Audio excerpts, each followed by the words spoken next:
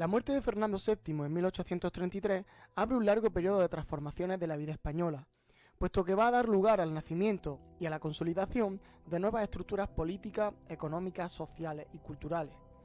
Destacamos dos etapas durante el reinado de Isabel II, la época de la regencia y el propio periodo isabelino. Sin embargo, de lo que hoy nos interesa hablar es de que en los años 30 del siglo XIX se va a producir un cambio revolucionario, el triunfo del régimen liberal. Con él, España superaba el antiguo régimen y entraba en la modernidad. De esta manera se formaba el Estado liberal. Y es que durante el reinado de Isabel II, como hemos dicho, es cuando se va a producir la implantación del liberalismo en España, que se va a estructurar o a articular en torno a varios pilares fundamentales. La consolidación de la monarquía parlamentaria.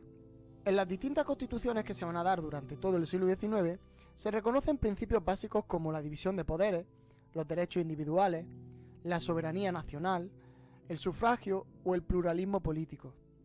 Este periodo es un periodo básico del constitucionalismo español, puesto que se sucederán el Estatuto Real de 1834, una especie de carta otorgada, la Constitución de 1837, de signo progresista, la Constitución de 1845, de signo moderado, y la Constitución non nata de 1856, de signo progresista, pero que no llegó a estar vigente. El nacimiento de los partidos políticos. La división del liberalismo, que ya apareció anteriormente, ahora se consolida y se amplía. Al partido moderado y progresista, los dos más importantes, se les unirá el demócrata, la Unión Liberal y las primeras formulaciones del republicanismo. No obstante, existe un marcado predominio del partido moderado en el poder. Moderado y progresistas van a tener un objetivo común, y es erradicar la supervivencia del antiguo régimen y el establecimiento de un Estado constitucional. Por lo que las diferencias entre ambos están en la amplitud y la profundidad de su reforma. El partido moderado representaba a las clases altas de la sociedad, terratenientes, vieja nobleza, burguesía comercial y financiera, grandes industriales, alto clero y altos mandos del ejército. La corona será partidaria de esta opción política. Entre los moderados destacan nombres como Martínez de la Rosa, Bravo Murillo o Narváez.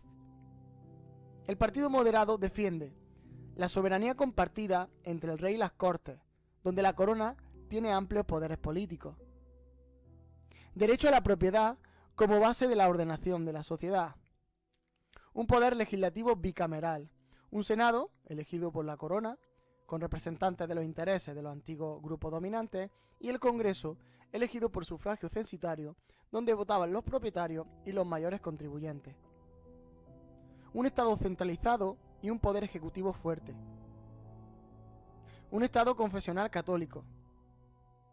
Limitación de los derechos individuales y colectivos, prensa, asociación, opinión y reunión. Control de los ayuntamientos, designándose los alcaldes desde el poder central. Partido progresista. Representaban a las clases medias urbanas, a la pequeña y mediana burguesía. Destacan nombres como Espartero, Mendizábal o Madoz. El Partido Progresista defendía la soberanía nacional, es decir, defendía la no intervención de la corona en la política, aunque en la práctica aceptaba su papel moderador.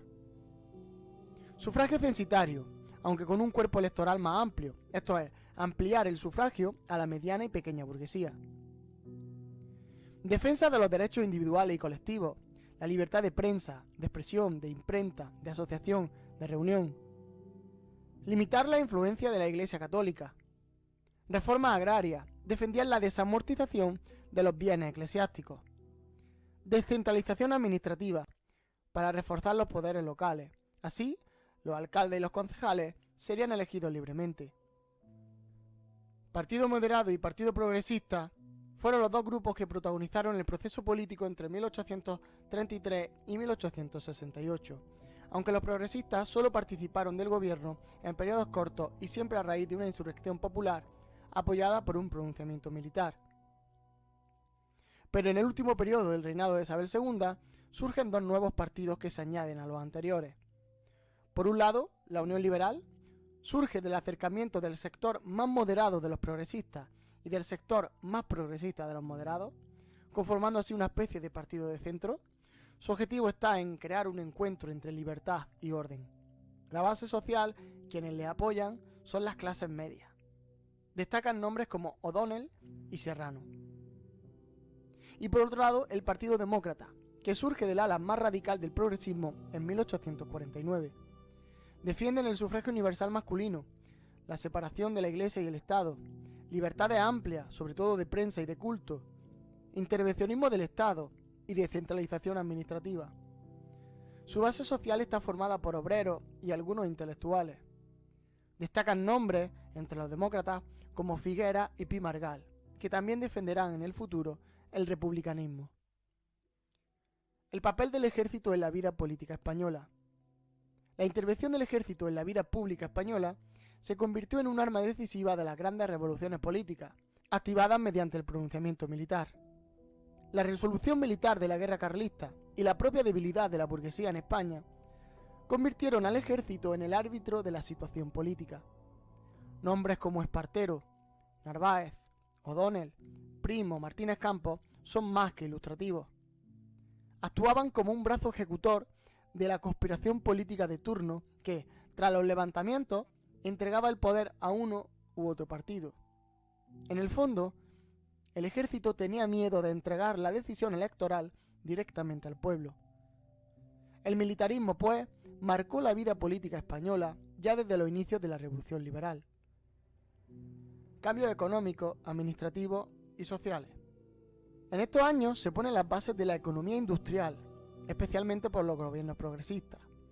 Destaca el proceso desamortizador de la tierra, la supresión del régimen señorial, la ley de ferrocarriles. Las reformas administrativas son llevadas a cabo por gobiernos moderados, destacando la centralización del Estado con la división provincial de Javier de Burgos y la creación de la figura de los gobernadores civiles y militares. También la reforma de la Hacienda, el Código Penal, la creación de la Guardia Civil, etc. Es un momento también en el que asistimos al desmantelamiento del antiguo régimen. Se asientan las bases de la sociedad burguesa y del capitalismo. Así, supone la desaparición de la sociedad estamental, del antiguo régimen, y la implantación de la sociedad de clases, en la que la riqueza determina el estatus social al que pertenece. Y de esta manera, la burguesía se va a convertir en la clase social dominante.